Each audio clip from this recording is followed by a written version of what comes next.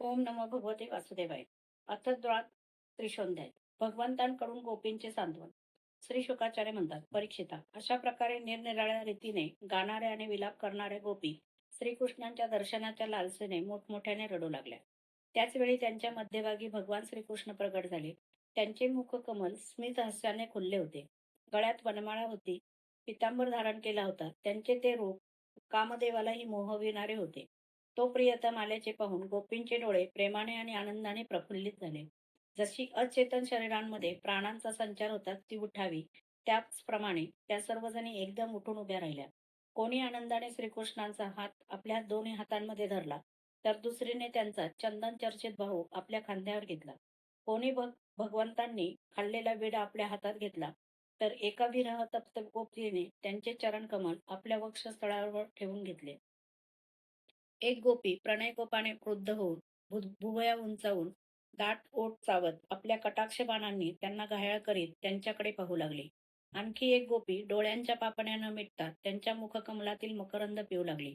परंतु ज्याप्रमाणे संतपुरुष भगवंतांच्या चरणांच्या दर्शनाने कधीही तृप्त होत नाहीत, त्याचप्रमाणे ती तृप्त होत नव्हती. कोणी एक गोपी डोळ्यांतून भगवंतांना हृदयात घेऊन गेली आणि तिने डोळे बंद केले. आता मनोमन भगवंतांना आलिंगन दिल्याने तिचे शरीर पुलकित झाले. रोम अन रोम उभे राहिले आणि योग्याप्रमाणे ती परमानंदामध्ये मग्न झाली. परमात्म्याची भेट झाल्यावर ज्याप्रमाणे मुमुक्षू संसार तापातून मुक्त होतात, त्याप्रमाणे श्रीकृष्णांच्या दर्शनाने सर्व गोपींना परमानंद झाला आणि विरहामुळे झालेले दुःख त्या विसरल्या. परीक्षिता, ज्याप्रमाणे शक्तींनियुक्त नारायण अधिक शोभावे, त्याप्रमाणे विरह व्यथेतून मुक्त झालेल्या गोपींमध्ये श्रीकृष्ण विशेषच शोभू लागले. यानंतर भगवान श्रीकृष्णांनी त्या वज्री सुंदरींना आपल्याबरोबर घेऊन यमुनेच्या वळवंटात प्रवेश केला. त्यावेळी उमललेल्या कुंद आणि मंदाराच्या फुलांचा सुगंध घेऊन सुगंधित वायू वाहत होता आणि त्याच्या वासाने धुंद झालेले भ्रमर इकडे तिकडे गुंजारव करीत होते. शरद पौर्णिमेच्या चांदण्यांमुळे रात्रीच्या अंधाराचा काही पत्ताच नव्हता. सगळीकडे मांगल्य पसरले होते. तेथे यमुना नदीने स्वतः आपल्या लाटांच्या हातांनी कोमल वाळू पसरली होती. श्रीकृष्णाच्या दर्शनाच्या आनंदाने गोपींच्या हृदयातील सगळी व्यथा नाहीशी होऊन त्यांचे मनोरथ पूर्ण झाले.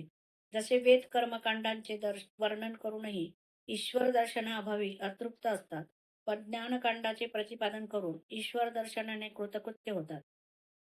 आता त्यांनी आपल्या वक्षस्थळावर लागलेल्या कुंकुम केशराच्या रंगांनी रंगलेली उपवस्त्रे आपल्या परमप्रियाला बसण्यासाठी अंथरली. योगेश्वरांनी आपल्या हृदयामध्ये ज्यांच्यासाठी आसन केलेले असते, तेच सर्व शक्तिमान भगवान तेथे गोपींच्या ओढण्यांवर बसले. गोपींच्या मध्यभागी त्यांच्याकडून पूजित होऊन भगवान अतिशय शोभून दिसत होते. त्रैलोक्यातील सौंदर्य ज्याच्या ठिकाणी एकवटले होते, असा श्रीविग्रह त्यांनी यावेळी धारण केला होता. भगवान श्रीकृष्ण आपल्या या अलौकिक सौंदर्याच्या द्वारा त्यांचे प्रेम आणि आकांक्षा आणखी उंचावून ठेवित होते. गोपींना आपले सलज्ज पाहणे, स्मितहास्य आणि विलासपूर्ण कटाक्ष यांनी त्यांचा सन्मान केला. कोणी त्यांचे चरणकमल मांडीवर घेऊन चुरले, तर कोणी त्यांचे हात कुरवाळले, जणू हीच त्यांनी केलेली स्तुती. नंतर मात्र काहीशा रागावून त्या म्हणाल्या, गोपी म्हणाल्या, हे श्रीकृष्णा, काही लोक प्रेम करणाऱ्यांवरतीच प्रेम करतात आणि काही लोक प्रेम न करणाऱ्यांवर सुद्धा प्रेम करतात. परंतु काही जण तर या दोघांवरही प्रेम करत नाहीत. तर याविषयी आम्हाला समजावून सांगा.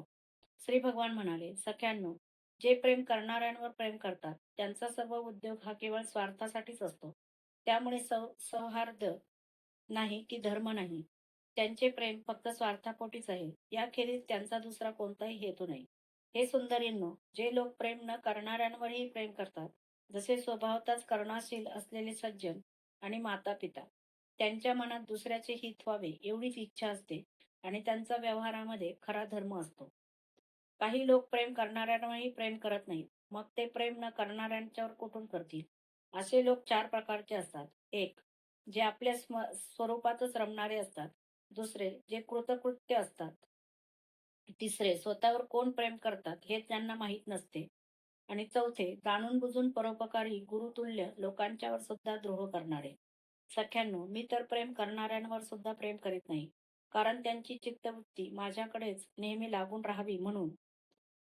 जसे एखाद्या निर्धन पुरुषाला कधी पुष्कळसे धन मिळावे आणि नंतर ते नाहीसे व्हावे, तेव्हा त्याचे हृदय जसे हरवलेल्या धनाच्या चिंतेने भरून जाते, तसाच मी सुद्धा प्राप्त होऊन सुद्धा पुन्हा लपून राहतो. कारण नाहीशा झालेल्या माझेच भक्तांनी चिंतन करावे म्हणून. गोपींनो, तुम्ही माझ्यासाठी लोकमर्यादा, वेदोपदेश आणि आपल्या इतर नातलगांनाही सोडले आहे. याविषयी शंका नाही. अशा स्थितीत तुमची मनोवृत्ती माझ्या ठिकाणी लागून राहावी यासाठी अप्रत्यक्षपणे तुमच्यावर प्रेम करीत मी लपलो होतो. म्हणून हे प्रियांनो, तुम्हाला प्रिय असणाऱ्या माझ्या तुमच्यावरील प्रेमात उणीव पाहू नका. या घर संसाराच्या तोडण्यास कठीण बेड्या तुम्ही माझ्यासाठी तोडून मला भजू लागलात. माझ्याशी तुमचा हा आत्मिक संयोग सर्वथे निर्दोष आहे.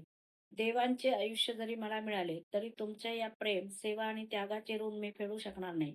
म्हणून तुम्हीच मला आपल्या सौजन्याने तुमच्या ऋणातून मुक्त करावे. अध्याय 32 समाप्त.